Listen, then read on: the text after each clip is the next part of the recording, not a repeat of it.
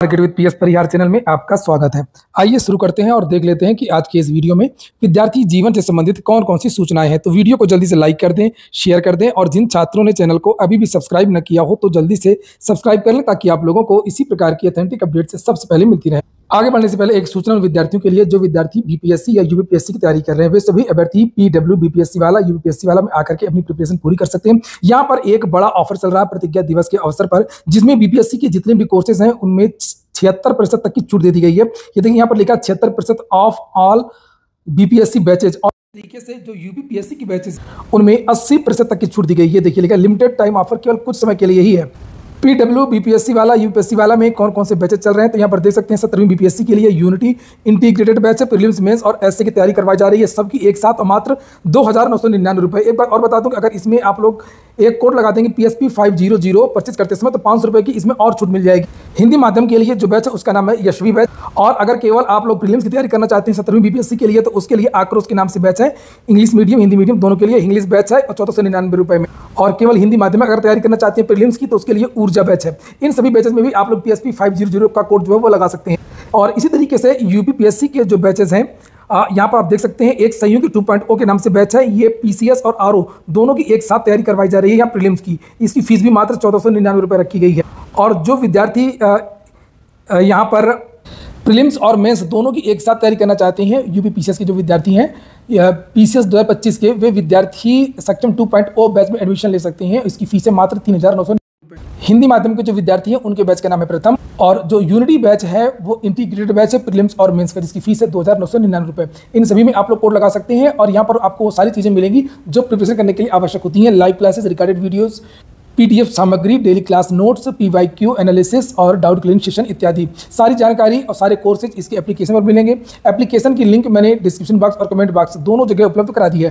चलिए पहले बात कर लेते हैं हम लोग यूपीएससी की। तो यूपीएससी ने अभी एक नोटिस जारी की है। 2019 की वैकेंसी है वन रक्षक की, वन जीव रक्षक सामान्य चयन प्रतियोगितात्मक परीक्षा 2019 की वन रक्षक वन जीव रक्षक की वैकेंसी थी, जिसमें 655 पद थे। और इन विद्यार्थियों का जो मेडिकल है लिखा है मेडिकल 3398 अभ्यर्थियों की चिकित्सा परीक्षा उत्तर प्रदेश के 18 मंडलीय मुख्यालयों में निर्धारित परीक्षा केंद्र पर आयोजित की गई थी। और इसके बाद में डीवी के लिए इन विद्यार्थियों का जो परिणाम है वो जारी कर दिया गया है और 11 जुलाई से इन विद्यार्थियों का जो है डॉक्यूमेंट वेरिफिकेशन होगा।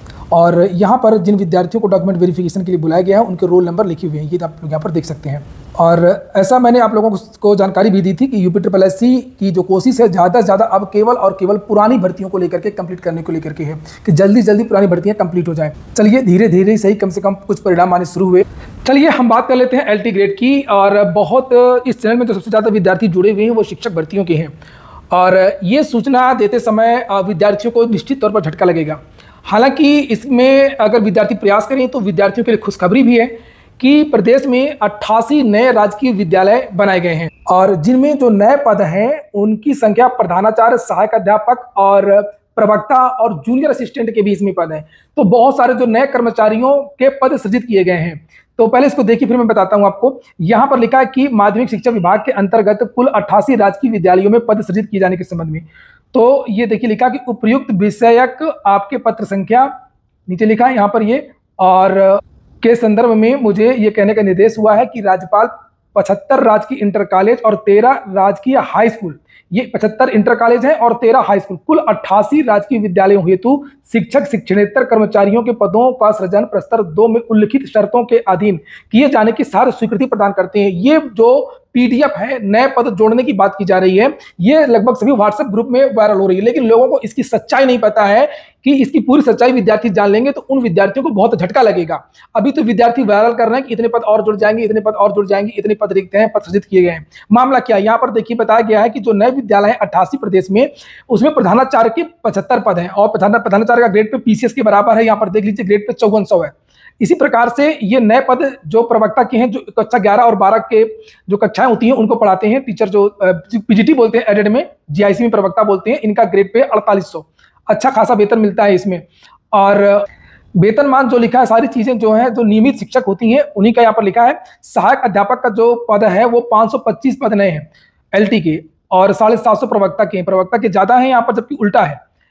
खैर हम नीचे देखें और यहाँ पर लिखा कि ये भर्ती होगी कहाँ से, उत्तर प्रदेश लोक सेवा आयोग, ये देखिए उत्तर प्रदेश लोक सेवा आयोग, ये यहाँ पर इन्होंने भर्ती का स्रोत लिखा हुआ है और ये शैक्षिक अर्हता यहाँ पर लिखी हुई है। शैक्षिक अर्हता देख सकते हैं आप लोग प्रधानाचार्य की क्या लिखी है, ये देख लीजिए। ये मैं पीडीएफ डाल दूंगा, नहीं तो वीडियो बहुत लंबा हो जाएगा, कम से कम 3 सूचनाएं अभी और हैं। तो इसमें वही जो होती है, इसमें स्नातकोत्तर की उपाधि होनी चाहिए और बीएड वगैरह होना चाहिए, ये देख सकते हैं आप लोग। और इसमें एक्सपीरियंस भी मांगा है। इसी प्रकार से यहाँ पर प्रवक्ता के बारे में लिखा है, ये शैक्षिक अर्हता नियमावली 2016 में ये सब चीजें लिखी है। और इसे ये भर्ती कहाँ से स्रोत है, लोक सेवा आयोग से। फिर ये एलटी का भी ये लोक सेवा आयोग से ही भर्ती आती है। उसके बाद में ये जूनियर असिस्टेंट है। जूनियर असिस्टेंट के बारे में यहाँ पर कुछ नहीं उन्होंने लिखा है, ये भर्ती कहाँ से होगी, बस केवल योग्यता लिखा है, इंटरमीडिएट CCC होना चाहिए और टाइपिंग आनी चाहिए।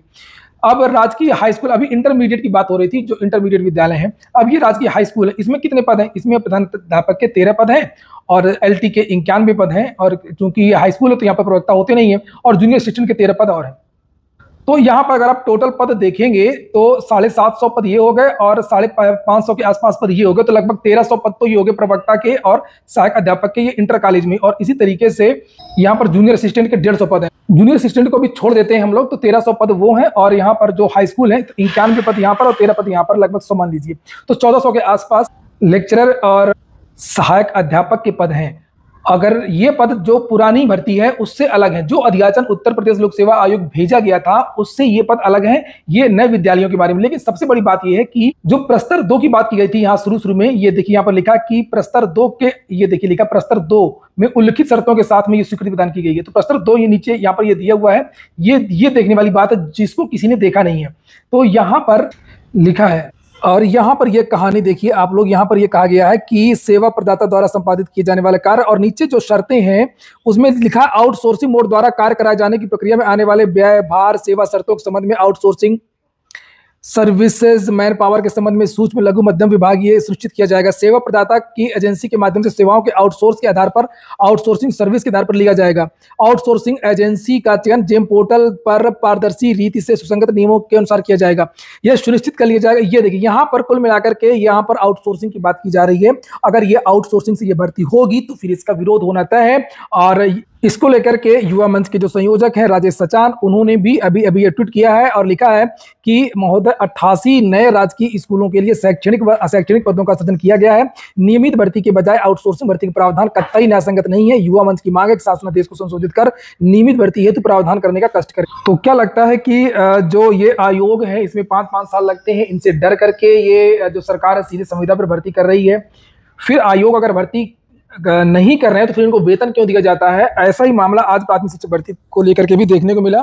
यहाँ पर देख सकते हैं आप लोग डीएलएड के प्रदेश अध्यक्ष रजत सिंह और बहुत सारे आज छात्र शिक्षा सेवा चयन आयोग भी गए थे और यहाँ पर भी ये ज्ञापन आप लोग देख सकते हैं, जिसमें कहा गया कि प्रदेश में बहुत सारे जो पद हैं वो प्राथमिक खाली हैं और इन पदों पर भर्ती की जाए। कुछ कर्मचारियों को छोड़ करके शिक्षा सेवा चयन आयोग में एकदम से सन्नाटा था। जो कर्मचारी थे अनुभाग 4 में, उनको इन विद्यार्थियों ने ज्ञापन दिया और बताया जा रहा है कि आयोग में ना तो चेयरमैन आ रहे हैं, ना परीक्षा नियंत्रक, ना सचिव, कोई भी बड़ा उच्चाधिकारी नहीं आ रहा है, केवल कुछ बाबू वगैरह बैठे रहते हैं। आपको बताना चाहता हूँ ये वही शिक्षा सेवा चयन आयोग है जिसका 5 वर्ष से माननीय मुख्यमंत्री योगी जी इसका गठन कर रहे थे, लेकिन गठन के बाद भी 5 वर्षों के बाद ये शिक्षा सेवा चयन आयोग अस्तित्व में तो आया, लेकिन यहाँ पर न सदस्यों का पता है, न यहाँ पर सचिव का पता है, कुल मिलाकर के सब लापता है।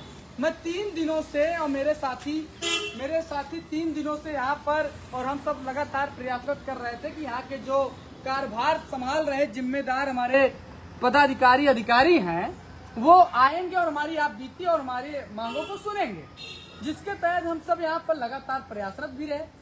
लेकिन आपको मैं बताना चाहता हूँ ये चर्चित शिक्षा सेवा चयन आयोग में ना कोई जिम्मेदार अधिकारी है, ना कोई स्थायी सचिव है, ना कोई सदस्य यहाँ पर है। सभी लोग हमको लगता है लखनऊ की धरती को छोड़ना नहीं चाहते हैं। कुल मिलाकर ये मेरा मानना है, मेरा व्यक्तिगत सोच है, क्योंकि मैं आज 3 दिन से प्रयासरत होने के बाद भी आज मुझे अनुभाग 4 में कार्यरत यहाँ के क्लर्क बाबू जो यहाँ की जिम्मेदारी लेते हुए ज्ञापन को ग्रहण किया और रिसीविंग दिया कि हम आपकी बात सचिव जी को पहुंचाएंगे। तो कुल मिलाकर के माननीय योगी आदित्यनाथ जी से विनम्र निवेदन है कि आपका ये चर्चित बहुचर्चित जो ये आयोग है अभी तक लापता है, यहाँ पर कोई जिम्मेदार अधिकारी नहीं है। इसलिए जितने भी साथी हैं कम से कम जागें और जगाएं, ट्विटर पर, फेसबुक पर, और इस वीडियो को हर उन साथियों तक पहुंचाएं कि बताएं कि ये चर्चित आयोग जो है ना अभी तक कोई कार्य कर रहा है, ना कुछ दिख रहा है। यहाँ पे जिम्मेदार अधिकारी यहाँ पर बैठ रहे हैं, ना अभी तक यहाँ पर कोई अस्थायी कि यहाँ पर कुछ नहीं हो रहा है। और अब हम बात कर लेते हैं 1 जुलाई से थानों और मोबाइल में बड़े बदलाव। लिखा है कि 1 जुलाई से मोबाइल या ईमेल से दर्ज होगी रिपोर्ट पर 3 दिन में थाने में दस्तखत करने होंगे जाकर के। आम लोगों की सहूलियत के लिए नए प्रावधान, देश के किसी भी कोने में रहने वाले के खिलाफ स्थानीय थाने में दर्ज हो जाएगा केस।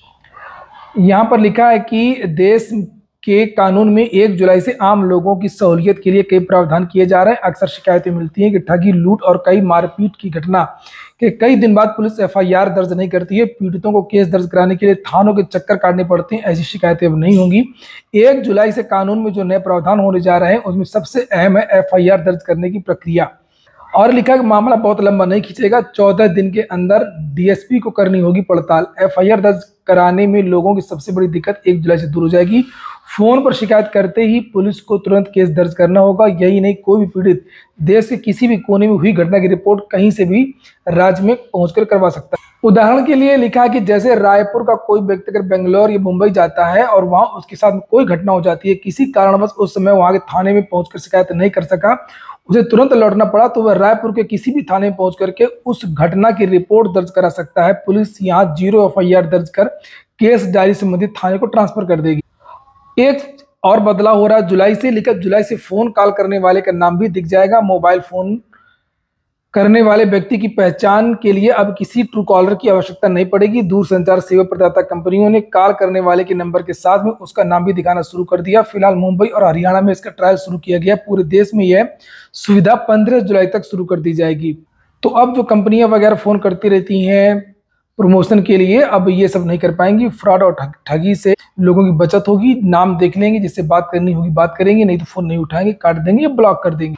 आज की वीडियो में इतना ही। पूरा वीडियो सुनने के लिए बहुत बहुत धन्यवाद।